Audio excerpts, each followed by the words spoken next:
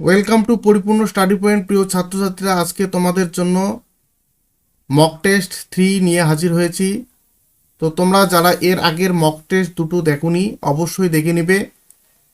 তোমাদের যে মাধ্যমিক পরীক্ষা সামনে রয়েছে, যার জন্য আমি ভৌত বিজ্ঞানের কয়েকটি মক টেস্টের সিরিজ নিয়ে এসেছি, যেগুলি তোমাদের ওই পরীক্ষায় খুবই হেল্পফুল হবে এবং এই প্রশ্নগুলি থেকেই তোমাদের কিন্তু পরীক্ষার মধ্যে থাকবে। তো কাজেই ভিডিওটিকে স্কিপ না করে একদম লাস্ট অবধি দেখবে। যদি ভিডিওটি ভালো লাগে তাহলে অবশ্যই লাইক শেয়ার কমেন্ট করতে ভুলবে না এবং নতুন হলে চ্যানেলটিকে সাবস্ক্রাইব করে নেবে এবং বেল আইকনটি প্রেস করবে নোটিফিকেশনগুলি দ্রুত পাওয়ার জন্য। তো চলো, বেশি কথা না বাড়িয়ে আমরা ক্লাসটির দিকে এগিয়ে চলি। তো দেখো, জলে তির্যকভাবে ডোবানো একটি লাঠিকে উপর থেকে দেখলে বাঁকা লাগে, আলোর কিসের জন্য? প্রত্যেকে উত্তর দেওয়ার চেষ্টা করো। এই ড্যাশের জায়গায় কি হবে? এই ড্যাশের জায়গায় কি হবে? এরকম থাকবে, তোমাদের ড্যাশটাকে ফিল আপ করে দিতে হবে। ওকে, দেখো তোমাদের শর্ট প্রশ্ন যে থাকে সেখানে তোমাদের প্রায় 31 নম্বর থাকে। এই 31 নম্বর কিন্তু খুবই ভাইটাল। যারা সুন্দর করে এই উত্তরগুলো দিতে পারবে তাদের ক্ষেত্রে নাম্বার তোলা খুব ইজি হবে। তো এখানে হবে কি, প্রতিসরণের জন্য। কিসের জন্য? প্রতিসরণের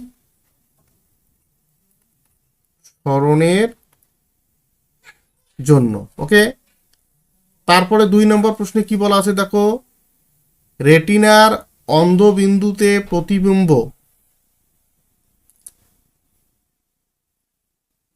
ড্যাশ। রেটিনার অন্ধবিন্দুতে প্রতিবিম্ব কি হয়? ড্যাশ। ড্যাশের জায়গায় কি হবে তাহলে? প্রত্যেকে উত্তর দেওয়ার চেষ্টা করো। ড্যাশের জায়গায় কি হবে? রেটিনার অন্ধবিন্দুতে প্রতিবিম্ব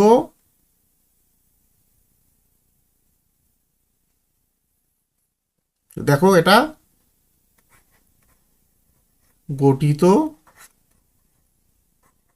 হয় না। ঠিক আছে, তাহলে অন্ধবিন্দুতে প্রতিবিম্ব গঠিত হয় না।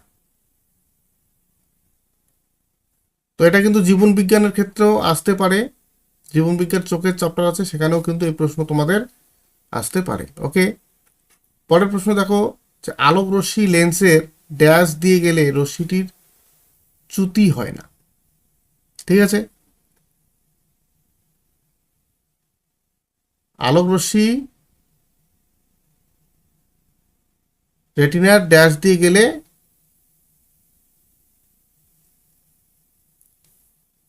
আলোক রশ্মি লেন্সের ড্যাশ দিয়ে গেলে রশ্মিটির চ্যুতি হয় না।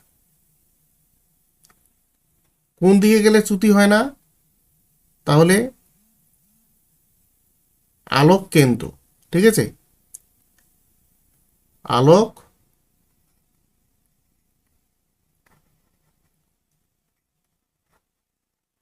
কেন্দ্র। ওকে, পরে 4 নম্বর প্রশ্নটা দেখো কি বলা আছে, লেন্সের দুটি বক্র কেন্দ্রের সংযোজী সরল রেখাকে লেন্সটির কি বলে? লেন্সের দুটি বক্রতা কেন্দ্রের সংযোগ সরল রেখাকে কি বলে?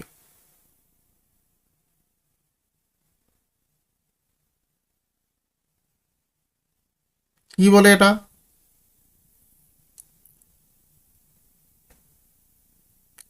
লেন্সের দুটি বক্রতা কেন্দ্রের সংযোজী রেখাকে বলে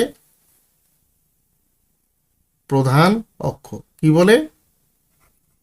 প্রধান অক্ষ। তো তোমাদের কোশ্চেনগুলির শেষে কার কটা উত্তর হচ্ছে তোমরা অবশ্যই কমেন্ট বক্সে কমেন্ট করবে। ঠিক আছে, তারপরে দেখো 5 নম্বর প্রশ্নে কি বলা আছে, অবতল লেন্স সর্বদা বস্তু অপেক্ষা ড্যাশ প্রতিবিম্ব সৃষ্টি করে। তো বস্তুর থেকে কেমন প্রতিবিম্ব সৃষ্টি করে অবতল লেন্স?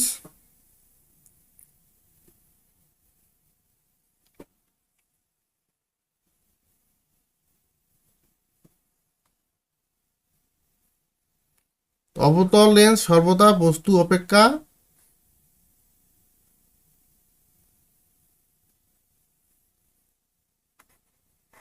ক্ষুদ্র প্রতিবিম্ব সৃষ্টি করে।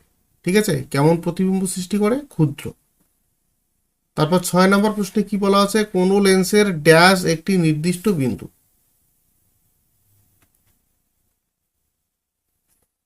কোন লেন্সের ড্যাশ একটি নির্দিষ্ট বিন্দু। কোনটাকে নির্দিষ্ট বিন্দু বলা হয়?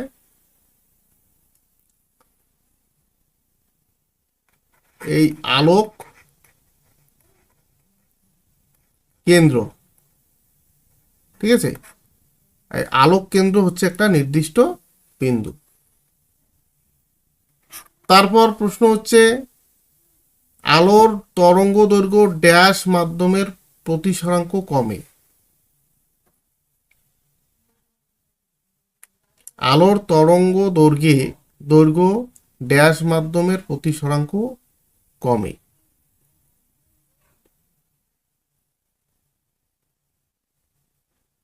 তাহলে আলোর তরঙ্গ দৈর্ঘ্য ড্যাশ হলে মাধ্যমের প্রতিসরাঙ্ক কি হয়? কমে। কি হবে তাহলে এখানে? প্রত্যেকে উত্তর দাও।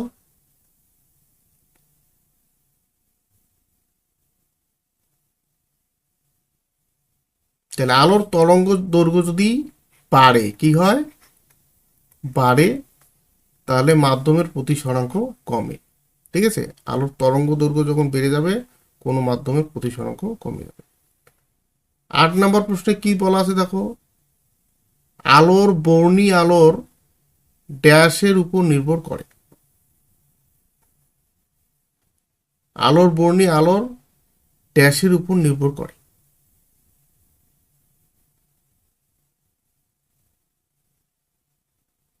কি হবে বলো প্রত্যেকে?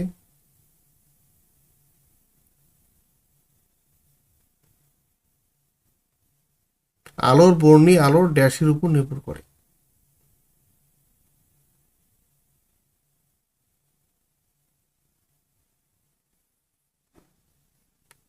এটা হবে কি? তরঙ্গ দৈর্ঘ্য। ঠিক আছে, তরঙ্গ দৈর্ঘ্যের উপর নির্ভর করে। তারপর 9 নম্বর প্রশ্নে কি বলা আছে? প্রিজম ড্যাশ সৃষ্টি করতে পারে না।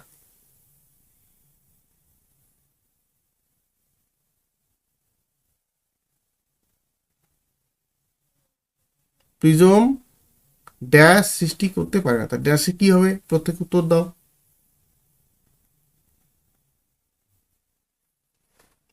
প্রিজম ড্যাশ সৃষ্টি করতে পারে না।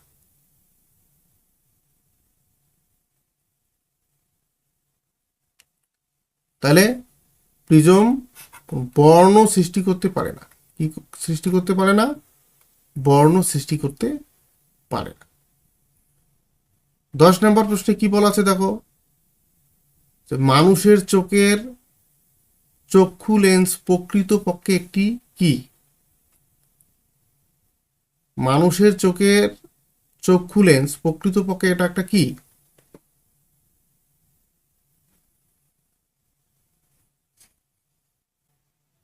বলো প্রত্যেকে। মানুষের চোখের চক্ষু লেন্স প্রকৃতপক্ষে একটা কি? প্রকৃতপক্ষে একটা হবে কি? তাহলে উত্তল লেন্স। কিরকম লেন্স? মানুষের চোখের চক্ষু লেন্স, চোখের মধ্যে যে লেন্সটা রয়েছে সেটা একটা উত্তল লেন্স। ক্লিয়ার? 11 নম্বর হচ্ছে মানব দেহে জীবন্ত কোষকে ধ্বংস করে দেয় কে?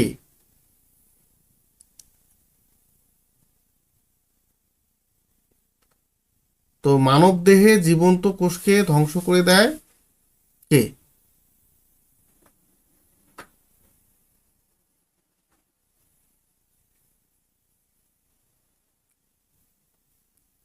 তাহলে মানব দেহে জীবন্ত কোষকে ধ্বংস করে দেয় গামা রশ্মি। তাহলে কোন রশ্মি মানব দেহের জীবন্ত কোষকে ধ্বংস করে দেয়? গামা রশ্মি। তারপরে 12 নম্বর প্রশ্ন দেখো, চোখের রেটিনাকে নষ্ট করে দিতে পারে? চোখের রেটিনাকে নষ্ট করে দিতে পারে কে?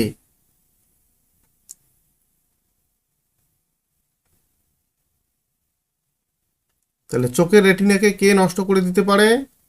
তো দাও প্রত্যেকে।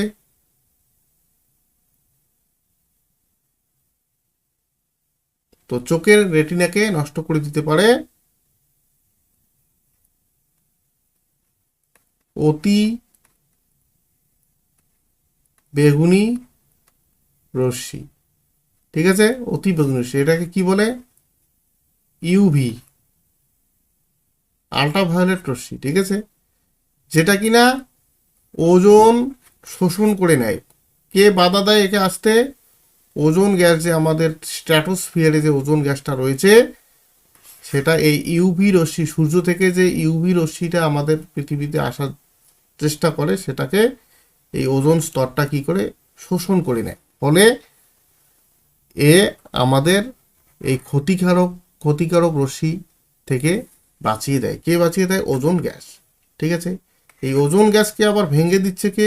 ভেঙে দিচ্ছে CFC, ক্লোরোফ্লুরোকার্বন। ঠিক আছে, এটা ওজোন গ্যাসকে ধ্বংস করে। ঠিক আছে, CFC আবার কোথা থেকে নির্গত হয়?